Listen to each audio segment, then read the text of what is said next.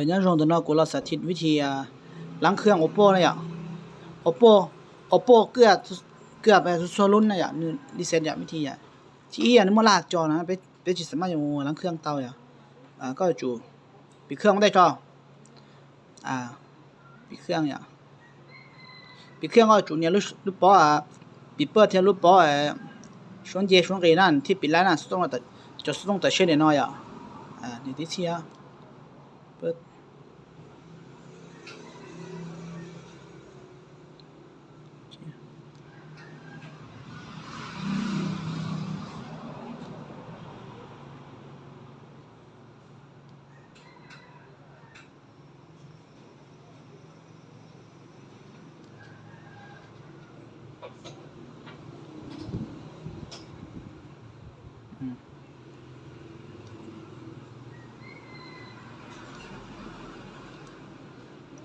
เจมบ่ล่ะเจก็มาได้ปิดเครื่องอย่าปึ๊บต่อก็ปิดเครื่องสนิทเลยลูกเครื่องปิดเครื่องสนิทเลยก็ วิธีล้างเครื่อง Oppo นะปิดเครื่องสนิทแล้วก็เนี่ยรูปปอปิดเปิ้ลเนาะเจก็ละมุนเนี่ยเอารูปปอช่วงเจช่วงเกนะสิก็เนี่ยรูปปอช่วงเกนะนี่เนาะนะปอช่วงรูปปอปิดเปิ้ลเจรูปปอช่วงเกนะเนี่ยที่ที่นะ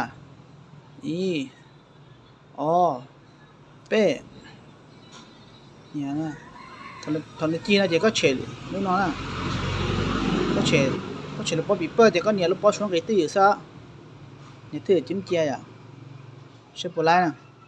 ธรรมดามันนี่อยู่จุฬาอ่ะ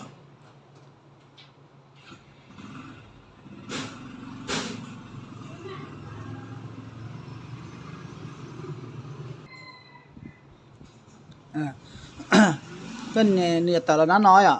ก็เนี่ยรูปปอปิดเปิ้ลแล้วปอช่วงเกเนาะเจถอนเปิดเตาเกียจีนะจอ Oppo นี่ก็เฉรูปปอปิดเปิ้ลนะเฉหาแต่นะเจเนี่ยรูปปอช่วงเกตื้อนะจงก็ก่อนแต่น้าน้อยอ่ะแต่น้าน้อยจะก็มาได้เฉนะอ่ะแต่น้าน้อยเจน้าล้างเครื่องนะแต่ชิมันนี่มั่วนะภาษาชัวภาษาอเมริกาภาษาไหนอ่ะชิกูแนะนำไปแบบภาษาอเมริกาอ่ะมีภาษาอเมริกาเอาภาษาอเมริกาเขาเนาะเจเนี่ยมั่วที่นะก็สังเกตตรงนั้นเขาที่เนาะเนี่ย format data นะล้างข้อมูลเขาเนาะreboot device เขาเนาะปิดเปิดไม้ให้เขาเนาะเขาเนาะ power off อย่างเนี้ยปิดเครื่องเนี่ย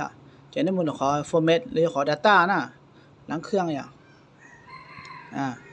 เจเนี่ยแต่อีตัวโค้ดเราต้อง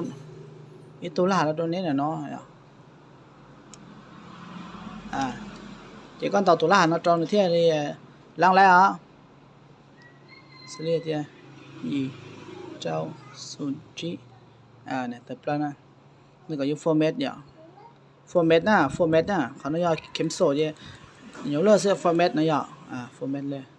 เดี๋ยวก็ปอนนี่เขียนเนาะโอเคปึ๊บจะส่งนี่ปิดเครื่องเปิดเชียร์ลินอนเดี๋ยวจะนะประมาณนี้จีตนาทีหาก่อนนาทีมาเท่าไรอีเปเปิดไรก็มันดักเราให้ไปต่อกันนะ